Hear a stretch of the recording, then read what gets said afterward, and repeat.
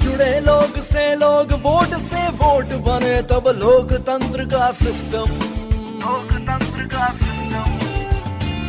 मतदाता जुड़ते जाए बने तब ऐसा नया कनेक्शन। मतदाता जंक्शन, हैशटैग मतदाता जंक्शन।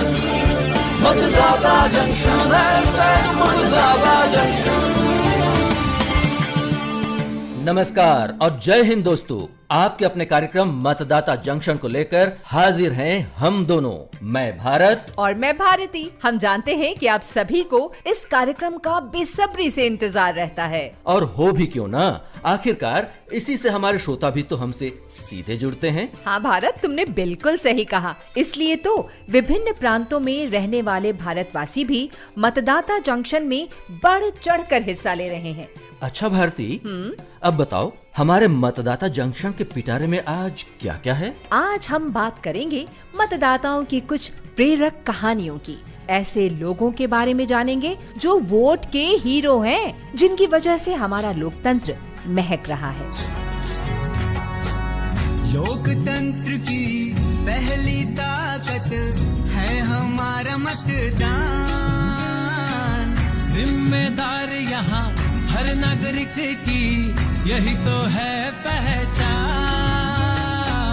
अपने विवेक से उसे ही चुनोगे जिसमें न हो कोई खोट, तभी तो बढ़ेगा ये देवास हमारा बिना कोई रोक टोक। जब निकलोगे और दोगे अपना वोट, जब निकलोगे और दोगे अपना वोट। भारती, भारत देश में बहुत सारे ऐसे लोग हैं जिनका जीवन मुश्किलों से भरा है, पर वे हार नहीं मानते। वो जो ठान लेते हैं ना, करके दिखाते हैं। तुम भी ना बस पहेलियां ही बुझाते रहते हो, अब कुछ बताओ भी। तो इंतजार खत्म किए देते हैं।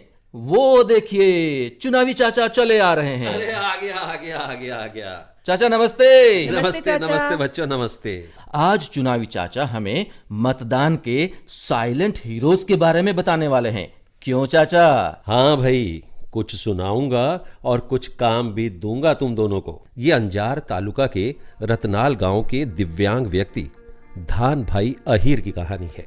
उनकी प्रसिद्धि इस बात के लिए है कि उन्होंने अपनी खराब शारीरिक स्थिति के बावजूद ग्राम पंचायत से लेकर लोकसभा तक के प्रत्येक चुनाव में मतदान किया है। धान भाई को क्या हुआ है? भारती, धान भाई को एक विचित्र बीमारी है। विचित्र बीमारी? हाँ, उनकी हड्डियां बड़ी आसानी से टूट जाती हैं। इस वजह से वो कभी स्कूल भी नहीं जा पाए और उनकी हाइट भी सिर्फ 2.5 फीट है। बिस्तर से उठना उनके लिए एक चैलेंज है।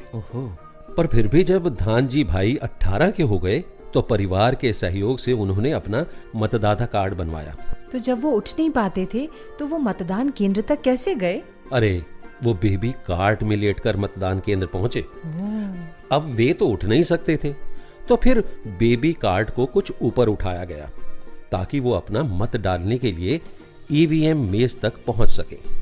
क्या बताएं, ऐसा दृश्य जो सभी की आंखों में आंसू ला देता है। धानजी भाई एक असली इलेक्शन हीरो, मतदाता हीरो हैं।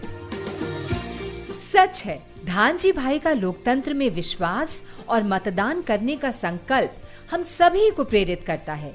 ये सत्य कथा सुनकर तो हमारी संकल्प शक्ति और मजबूत हो गई। चाचा, और कोई कहानी सुनाओ ना। अच्छा, तो पहले होमवर्क करो, फिर सुनाएंगे। होमवर्क? तुम दोनों का होमवर्क ये है कि जिन भारतीयों ने जीवन में मुश्किलें होते हुए भी हार नहीं मानी और वे तमाम मुश्किलों को पार करके भी लोकतंत्र की व्यवस्था में अपना वोट जरूर देते हैं, अपने शहर में ऐसे लोगों के बारे में पता करो और उनकी कहानी सभी को सुनाओ ताकि दूसरे लोग भी मतदान के लिए प्रेरित हो सके। अरे वाह चाचा जी, ये होमवर्क तो बहुत अच्छा है। वोट करो, मतदान करो सब लोग। लोकतंत्र की जान है ये, देश धर्म का प्राण है ये। वोट करें सब मिलकर तो बन जाए जनमत। वोट करो, मतदान करो सब लोग। चाचा जी, हाँ भारत, एक इंस्पायरिंग वोटर के बारे में मैं ही नहीं बल्कि पूरा भारत, यहाँ तक कि विश्व जानता है। अच्छा। जिन्होंने हाल ही में इस जहां को अलविदा कहा है। लेकिन डेमोक्रेटिक प्रोसेस में वोटर और वोट की अहमियत को दुनिया भर में स्थापित कर गए। अच्छा। मैं जिक्र कर रहा हूं स्वाधीन भारत के पहले वोटर श्री श्याम सरन नेगी जी का। अच्छा। देश के इस पहले मतदाता ने अपने निधन से कुछ दिन पहले भी पोस्टल बैलेट के जरिए अपना कीमती वोट दिया था। आजाद भारत के पहले मतदाता श्याम सरन नेगी जी का 5 नवंबर को तड़के 2 बजे निधन हो गया था। नेगी जी 106 वर्ष के थे। उन्होंने हिमाचल प्रदेश विधानसभा चुनाव के लिए 2 नवंबर को अपना वोट पोस्टल बैलेट के जरिए डाला था। स्वर्गीय श्याम सरन नेगी जी ने रिकॉर्ड 34 चुनावों में मताधिकार का प्रयोग किया था। बिल्कुल ठीक कहा तुमने भारत। मैं भी तो श्री श्याम सरन नेगी जी को अपना आइडल मानता हूँ। जिस दिन से मैं वोटिंग के लिए एलिजिबल सिटीजन बन गया था, तब से एक भी इलेक्शन मैंने मिस नहीं किया है। वाह वाह, क्या बात है। अच्छा तो बच्चों एक बात और बताओ जी। नेगी जी की आवाज सुनना चाहोगे? हाँ, क्यों नहीं, बिल्कुल। अरे तो सुनवा देते हैं श्याम सरन नेगी जी की आवाज। मेरा नाम श्याम सरन नेगी। मैं इंडिया का पहला वोटर हूँ। ये इलेक्शनों का सिलसिला 1952 से चला, लेकिन हमारे कन्नौर में ठंड इलाका होने के नाते 6 महीना पहले कराया, यानी 1951 के अक्टूबर में यहाँ इलेक्शन हुआ। कोई वोट ऐसा नहीं कि मेरे से छूट गया हो। पंचायत का बोलो, विधानसभा का बोलो, हर समय मैं वोटिंग देता आ रहा हूँ। वोट का अधिकार बनने के बाद वोट देना बड़ा जरूरी है, और उसी वोटिंग के लिहाज से देश को आगे चलाने का एक रास्ता बन जाता है। चाचा जी, भारत ने तो होमवर्क से पहले ही असाइनमेंट दे दी। हम आज से ही अपने शहर के ऐसे मतदाता हीरो के बारे में पता करेंगे और उनकी कहानी घर घर तक पहुंचाएंगे। ये हुई ना बात। बच्चों, I am proud of you. अच्छा, अब तुम लोग बातें करो, मैं तो चला। बाय बाय, फिर मिलेंगे। देखा भारत, अब तुम भी ढूंढना शुरू करो मतदाता हीरोज की कहानी। हाँ, जरूर ढूंढेंगे। अरे भारती, देखो तो कल्पना दीदी हमारे देश भारत का तिरंगा लेकर बब्बू के बताशे की दुकान पर जा रही हैं। चलो चलो, हम भी चलते हैं। बब्बू के बताशे बहुत स्वादिष्ट होते हैं। चलो। एक संकल्प, एक अभियान, पहले मतदान फिर दूसरा काम। जय हिंद कल्पना दीदी, बहुत सही समय पर आए हैं आप। जय हिंद बब्बू। देखो ना, हमारे साथ तो समीर भी आए हैं। कल्पना दीदी, थोड़ा हमें भी तो बताइए बब्बू दीदी के बारे में। ये सबको बताशे क्यों बांट रही हैं? भाई, ये है हमारी बब्बू दीदी। कुछ समय पहले इन्होंने एक्सीडेंट में अपना एक पैर तो खो दिया था, लेकिन ये बहुत ही हिम्मती महिला है। इन्होंने अपने दम पर ये बताशे की दुकान खोली है, और इनके बताशे दूर दूर तक फेमस हैं। अरे भाई, पहले तो ये लोगों को वोट देने के फायदे पर डिबेट करवाया करती थी, और जो भारतीय युवा, महिलाएं, बुजुर्ग अपने आसपास के लोगों को वोट के लिए जागरूक कर वोट देने का संकल्प दिलाते हैं ना, ये उन सब को ढेर सारे बताशे फ्री में देती हैं। और पता है, उनके रोजगार में भी ये मदद करती हैं। अरे वाह, आप तो बहुत ही साहसी महिला हैं बब्बू दीदी। आप भी तो वोट देने जाएंगी ना? नहीं कल्पना दीदी, एक्सीडेंट के बाद अब एक पैर से कहाँ भीड़ में जा पाएंगे। मतदान केंद्रों पर तो इतनी लंबी लाइन होती है। भले ही इस बार हम ना जा पाए, पर पूरे गांव को वोट देने जरूर भेजेंगे। अरे बब्बू दीदी, निर्वाचन आयोग की यही तो व्यवस्था है कि वो PWD वोटर्स को वोट देने के लिए सभी सुविधाएं देता है। दीदी, ये PWD वोटर्स कौन होते हैं? देखो बब्बू, दिव्यांग मतदाता ही PWD वोटर्स होते हैं, और उनके लिए चुनाव आयोग ने 4 नवंबर 2022 को ही PWD यानी पर्सन विद डिसेबिलिटी ऐप का संशोधित वर्जन लॉन्च किया है। और पता है, इस नए ऐप के जरिए वे सरलता से वोटर लिस्ट में अपना रजिस्ट्रेशन यानी पंजीकरण करा सकते हैं। और इसमें दिव्यांग मतदाताओं के लिए कई प्रकार की सुविधाएं भी दी गई हैं। अच्छा, पर समस्या तो अब भी वही है ना कि घर में तो कोई मतदान केंद्र तक ले जाने वाला है ही नहीं। आप बिल्कुल चिंता मत करो। इस ऐप की खास बात तो यही है कि दिव्यांग मतदाता इस एंड्रॉइड ऐप के जरिए व्हीलचेयर तथा घर से पिक एंड ड्रॉप की सुविधा के लिए भी अनुरोध कर सकते हैं। अच्छा। और मतदान के दिन बूथ के अंदर जाने के लिए व्हीलचेयर का इस्तेमाल कर सकते हैं। आपने तो मेरी और मेरे जैसी कई मतदाताओं की समस्या का समाधान बस यूं चुटकियों में कर दिया।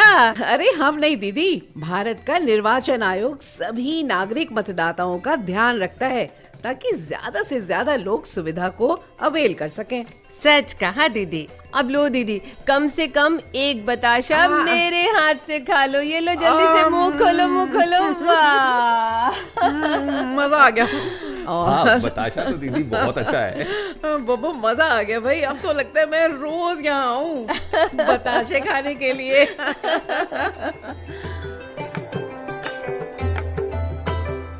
वाह, भारती, बताशे।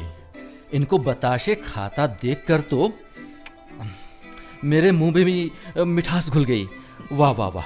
बस बस बस, कहीं शुगर ना हो जाए। बस तुम भी ना, बस जब देखो तब डराती ही रहती हो। अच्छा बाबा, नहीं डराऊंगी। और कल तुम्हें एक मिठाई की दुकान पर ही बिठा दूंगी। खाते रहना मिठाई ही मिठाई।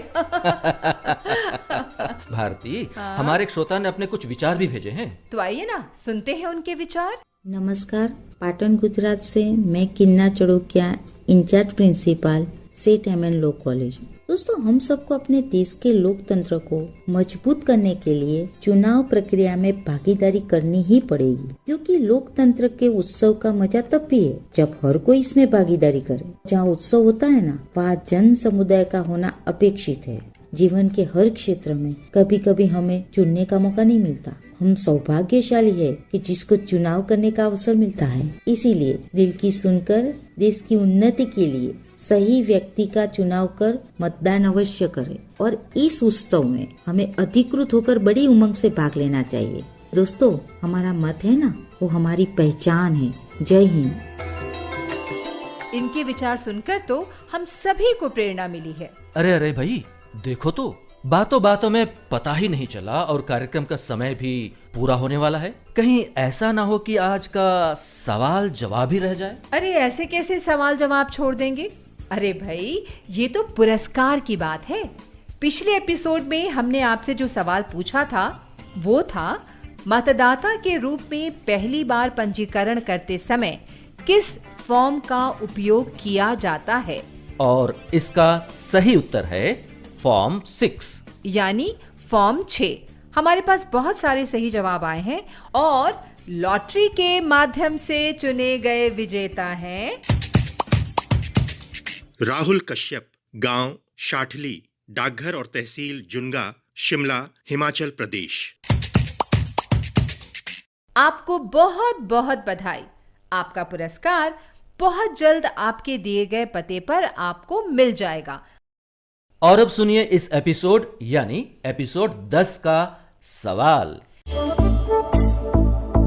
इस बार का सवाल है, भारत निर्वाचन आयोग ने 4 नवंबर 2022 को किस ऐप का संशोधित वर्जन लॉन्च किया है? सवाल एक बार फिर, किस ऐप का संशोधित वर्जन लॉन्च किया है? आपके जवाब हमें सोमवार तक मिल जाने चाहिए।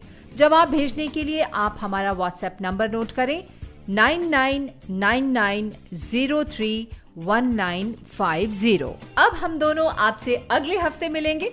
तब तक के लिए इजाजत दीजिए और भारती और भारत का प्रणाम स्वीकार कीजिए। जब जुड़े लोग से लोग, वोट से वोट बने, तब लोकतंत्र का सिस्टम